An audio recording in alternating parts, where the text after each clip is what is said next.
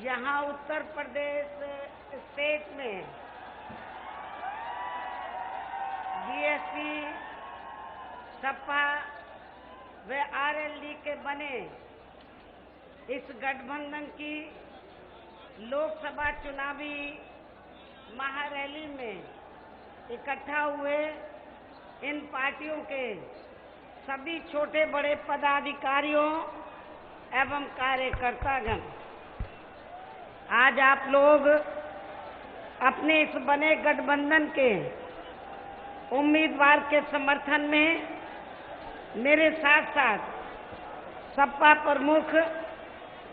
श्री अखिलेश यादव को भी सुनने के लिए यहाँ मैनपुरी शहर में इकट्ठा हुए हैं। तो इसके लिए मैं आप सभी लोगों का हार्दिक दिल से आभार प्रकट करती हूँ। इसके साथ ही आज मुझे आपकी इस अपार भीड़ व भीड़ के जबरदस्त जोश को भी देखकर ऐसा लग रहा है कि इस बार चुनाव में आप लोग अपनी इस मैनपुरी लोकसभा की सीट से सपा संरक्षक श्री मुलायम सिंह यादव जी को यहाँ से रिकॉर्ड तोड़ वोटों के अंतर से इनको ऐतिहासिक जीत जरूर दिलाएंगे। और अब मैं इस चुनाव को लेकर कुछ जरूरी बातें आप लोगों के सामने रखूं, लेकिन इससे पहले यहाँ की जनता व मीडिया बंधु भी मुझसे ये जरूर जानना चाहेंगे कि बीएसपी की प्रमुख के साथ श्री मुलायम सिंह यादव जी की सरकार के चलते हुए खासकर 2 जून 1995 के हुए गेस्ट हाउस कांड के होने के बावजूद भी यहाँ उत्तर प्रदेश में बीएसपी व सपा गठबंधन करके का गठबंधन करके ये लोकसभा का आम चुनाव लड़ रहे हैं। और अभी इसी गठबंधन के तहत यहाँ मैनपुरी लोकसभा की सीट से खुद श्री मुलायम सिंह यादव जी ये चुनाव लड़ रहे हैं, जिनके समर्थन में ये खुद भी यहाँ वोट करने के लिए, वोट देने के लिए आप लोगों से अपील करने के लिए आई हैं, जिसका कुछ ना कुछ जवाब आप लोग मुझसे जरूर जानना चाहेंगे। हालांकि इन सब का जवाब मैं मीडिया बंधुओं को व इनके जरिए यहाँ की जनता को भी इस किए गए गठबंधन के ऐलान के समय में दे चुकी हूँ, जिसे मैं फिर से दोहराकर खासकर अभी चुनाव के दौरान अपना व यहाँ के लोगों का भी कीमती समय खराब नहीं करना चाहती हूँ। और वैसे भी देश व आम जनहित में तथा पार्टी की मूवमेंट के हित में भी कभी कभी हमें ऐसे कुछ कठिन फैसले भी लेने पड़ते हैं, जिसको आगे रखकर ही हमने देश के वर्तमान हालातों को चलते हुए यहाँ उत्तर प्रदेश में सपा के साथ गठबंधन करके ये चुनाव लड़ने का फैसला लिया है। और अब मैं गठबंधन के तहत यहाँ सपा से चुनाव लड़ रहे इस पार्टी के संरक्षक श्री मुलायम सिंह यादव जी के बारे में ये कहना चाहूँगी कि इसमें कोई संदेह नहीं है कि इन्होंने अपने समाजवादी बैनर के तले यहाँ उत्तर प्रदेश में सभी समाज के लोगों को अपनी पार्टी में काफ़ी कुछ जोड़ा है। और खासकर अपने अन्य पिछड़े वर्ग के लोगों को तो इन्होंने बड़े पैमाने पर जोड़ा है। जो ये लोग आज भी यहाँ पूरे प्रदेश में श्री मुलायम सिंह यादव जी को ही अपना असली व वास्तविक नेता मानकर चलते हैं, खास तौर से बैकवर्ड क्लास के लोग। इसके साथ ही ये प्रधानमंत्री श्री नरेंद्र मोदी की तरह नकली व फर्जी पिछड़े वर्ग के नहीं हैं। श्री मुलायम सिंह यादव जी तो असली हैं, वास्तविक हैं, जन्म जातीय पिछड़े वर्ग के हैं। अर्थात ये प्रधानमंत्री श्री नरेंद्र मोदी की तरह नकली व फर्जी पिछड़े वर्ग के नहीं हैं। जबकि श्री नरेंद्र मोदी के बारे में ये बात सर्वविदित है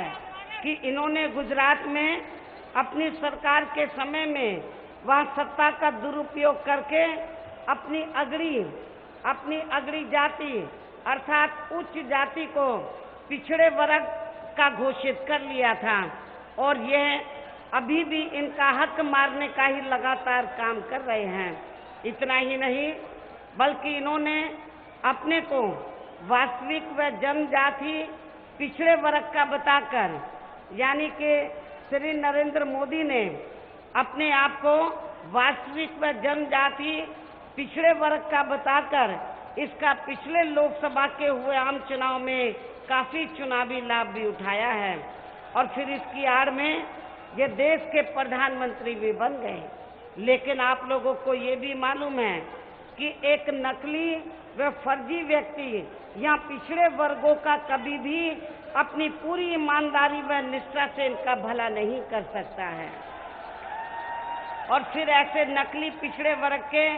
व्यक्ति के सत्ता में आ जाने का ही परिणाम है कि अभी भी पूरे देश में यहाँ केंद्र व राज्य सरकारों में भी खासकर दलित व अन्य पिछड़े वर्गों के आरक्षित लाखों स्थायी नौकरी के पद खाली पड़े हुए हैं, जिन पर अभी तक भी भर्ती नहीं करके फिर ऐसे नकली लोगों द्वारा इन वर्गों के हितों के साथ काफी खिलवाड़ किया जा रहा है और इनमें अब काफी बेरोजगारी भी बढ़ रही है। और अब ऐसे में इन लोगों को इस चुनाव में यहाँ असली व नकली की पहचान करना व उनसे सावधानी बरतना आदि भी बहुत जरूरी है। इसके साथ साथ अब इन्हें ऐसे नकली लोगों से और भी ज्यादा धोखा खाते रहने की जरूरत नहीं है, बल्कि इन्हें इस बात पर पूरा ध्यान देने की जरूरत है कि इनका असली नेता व असली हितैषी कौन है। इसे भी ध्यान में रखकर ही अब इन लोगों को अर्थात अन्य पिछड़े वर्गों के लोगों को इस लोकसभा के आम चुनाव में यहाँ अपने गठबंधन को ही कामयाब बनाना है और यह खासकर पिछड़ों के असली व वास्तविक नेता श्री मुलायम सिंह यादव जी को ही फिर से इनको इस बार संसद में चुनकर जरूर भेजना है। जिनकी विरासत व मूवमेंट को अब इनके एकमात्र उत्तराधिकारी श्री अखिलेश यादव इसे अपनी पूरी ईमानदारी व निष्ठा से संभाले हुए हैं और निभा भी रहे हैं। लेकिन अब मैं आप लोगों का ध्यान इस चुनाव में अपने गठबंधन को कामयाब बनाने के लिए कुछ जरूरी बातों की तरफ दिलाना चाहती हूँ और इस संबंध में मैं आप लोगों को ये कहना चाहूँगी कि आज़ादी के बाद काफ़ी लंबे समय तक केंद्र में व देश के अधिकांश राज्यों में भी ज़्यादातर सत्ता यहाँ कांग्रेस पार्टी व इसके बाद बीजेपी तथा अन्य और पार्टियों के हाथों में ही केंद्रित रही है। किंतु यहाँ खास ध्यान देने की बात यह है कि कांग्रेस पार्टी के केंद्र में व अधिकतर राज्यों में भी लंबे अरसे तक रहे शासनकाल में इनकी अधिकांश रही गलत नीतियों व गलत कार्य प्रणाली की वजह से ही फिर इस पार्टी को केंद्र व काफ़ी राज्यों की भी सत्ता से बाहर होना पड़ा है और अब वर्तमान में देश में लोकसभा के लिए हो रहे आम चुनाव में केंद्र में बीजेपी भी अपनी सरकार की रही खासकर आरएसएसवादी, पूंजीवादी, संकीर्ण, सांप्रदायिक, द्वेषपूर्ण व जातिवादी गलत नीतियों व गलत कार्य प्रणाली की वजह से इस बार सत्ता से भारतीय जनता पार्टी जरूर बाहर चली जाएगी और अभी चुनाव में इनकी कोई भी नाटकबाजी, जुमलेबाजी आदि काम में आने वाली नहीं है और खासकर इस बार इनकी चौकीदारी की ये नई नाटकबाजी भी इनको नहीं बचा पाएगी। जिससे अब ये लोग इस चुनाव में जबरदस्ती देश में आम जनहित से जोड़कर इसको अपने राजनीतिक लाभ के लिए भुनाने में लगे हैं, जिसमें इनको किसी भी कीमत पर कामयाबी मिलने वाली नहीं है। चाहे इस चुनाव में इनके सभी छोटे बड़े चौकीदार भी मिलकर अपनी कितनी भी ताकत क्यों न लगा लें। और इसकी मुख्य वजह यह है कि वर्तमान में प्रधानमंत्री श्री नरेंद्र मोदी ने यहाँ पिछले लोकसभा के हुए आम चुनाव में देश में विभिन्न क्षेत्रों में लगे लोगों के साथ साथ गरीबों, मजलूमों, किसानों, बेरोजगारों आदि के साथ साथ दलितों, आदिवासियों, पिछड़े वर्गों, मुस्लिम व अन्य धार्मिक अल्पसंख्यक समाज के लोगों को भी, जो इन्हें अच्छे दिन दिखाने के असंख्य प्रलोभन भरे चुनावी वायदे किए थे, तो उनका अभी तक भी इन्होंने जमीनी हकीकत में लगभग 1/4 हिस्सा भी कार्य पूरा नहीं किया है, जिन पर से इनका ध्यान बांटने के लिए खुद प्रधानमंत्री श्री नरेंद्र मोदी ने इन चुनावों के घोषित होने के कुछ दिन पहले से ही देश में पिछले हुए लोकसभा आम चुनाव की तरह ही फिर से यहाँ किस्म किस्म के हथकंडे इस्तेमाल करके इन लोगों को गुमराह करने का ही पूरा प्रयास किया है, जिसके तहत ही आप लोगों को मैं ये कहना चाहती हूँ। वैसे आप लोगों को ये मालूम है कि पिछले लोकसभा के आम चुनाव में तो भारतीय जनता पार्टी ने और उस समय प्रधानमंत्री तो प्रधानमंत्री के सपने देख रहे श्री नरेंद्र मोदी ने पिछले लोकसभा के आम चुनाव में तो क्या कहा था, उन्होंने पूरे देश की जनता को किस्म किस्म के प्रलोभन भरे चुनावी वायदे किए। और सबसे बड़ा चुनावी वायदा ये था कि जब केंद्र में भारतीय जनता पार्टी पावर में आ जाएगी तो पावर में आने के बाद 100 दिनों के अंदर ही जो विदेशों में काला धन जमा है तो उसको वापस लाकर केंद्र में सत्ता में आने के बाद 100 दिनों के अंदर ही उसको वापस लाकर फिर पूरे देश के हर गरीब व्यक्ति को, एक परिवार में 5 व्यक्ति हैं तो पांचों व्यक्ति को, हर गरीब व्यक्ति को 15 से 20 लाख रुपए तो आर्थिक मदद के रूप में दिए जाएंगे। ये किन्होंने कहा था? ये श्री नरेंद्र मोदी ने कहा था। मैं मैनपुरी के लोगों से पूछना चाहती हूँ, क्या पूरे 5 साल में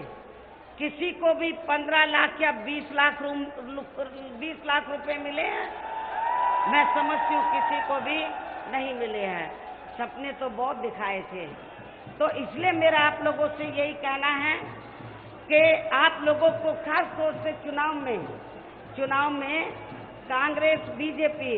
व अन्य विरोधी पार्टियां आप लोगों के वोटों को लेने के लिए वो किस्म किस्म के प्रलोभन भरे चुनावी वायदे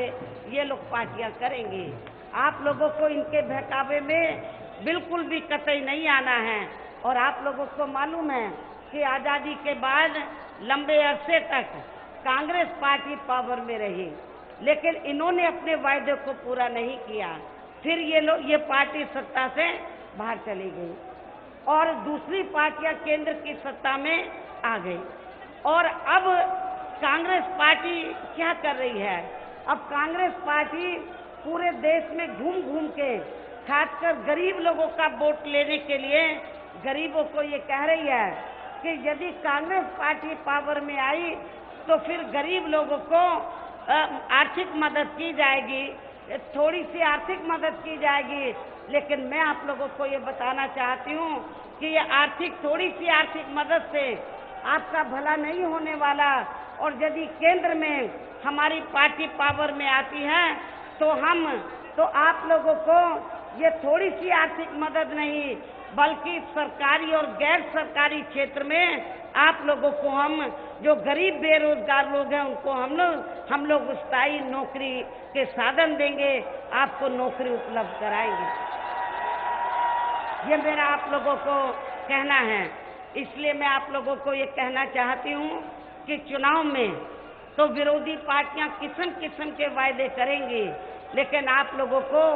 इनके बहकावे में बिल्कुल भी नहीं आना है। आप लोगों को सपा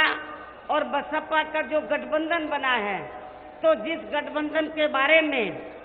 तो खास तौर से भारतीय जनता पार्टी आए दिन किस्म किस्म के अनाप शनाप बयानबाजी करती रहती है,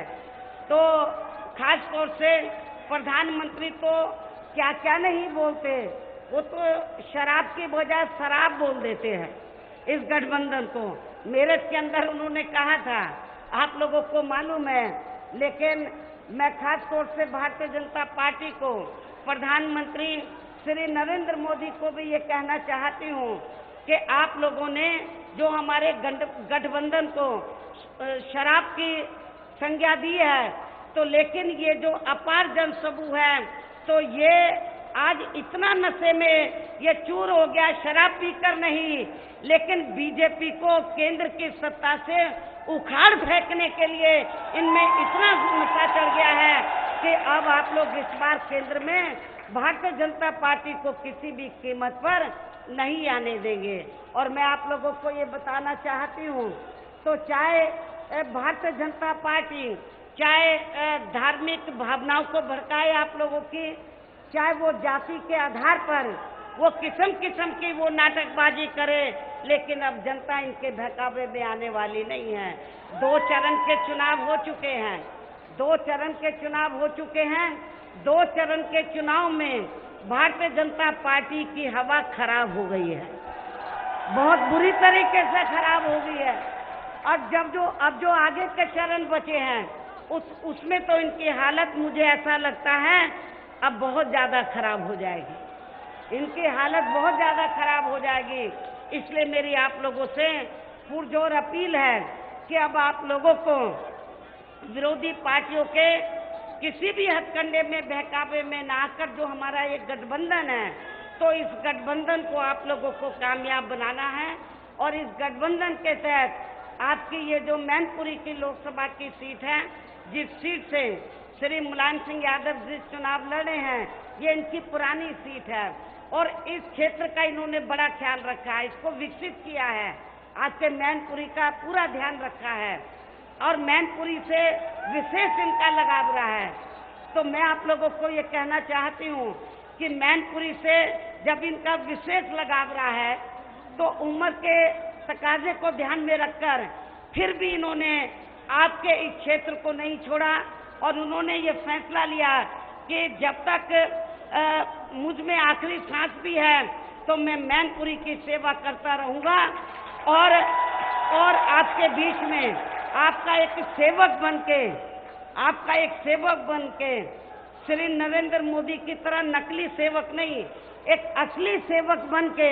तो मैं आप लोगों की सेवा करता रहूँगा। और ये आपके बीच में आए हैं, चुनाव लड़े हैं, तो मैं अब आप लोगों का और ज़्यादा समय न लेते हुए, क्योंकि मौसम भी काफ़ी खराब है और इसके बाद हमारी अगली संयुक्त चुनावी रैली आंवला के अंदर है, बरेली मंडल में, उधर भी हमें पहुंचना है। तो इसलिए मैं आप लोगों का और ज़्यादा समय न लेते हुए, तो जो समाजवादी पार्टी का जो चुनाव चिन्ह है साइकिल, आप लोग साइकिल को भूलना नहीं। तो आप लोग साइकिल चुनाव चिन्ह के सामने वाले बटन को दबाकर आप लोग श्री मुलायम सिंह यादव जी को आप लोग जरूर कामयाब बनाएंगे। गठबंधन है, दिल से दल का ये बंधन है। गठबंधन है, दिल से दल का ये बंधन है। गठबंधन है, देश की सूरत बदलेंगे ये मन है। गठबंधन है, तय करना है अब हमको, हमें कैसा भारत चाहिए। समाजवादी अखिलेश के संग समाज के पथ पर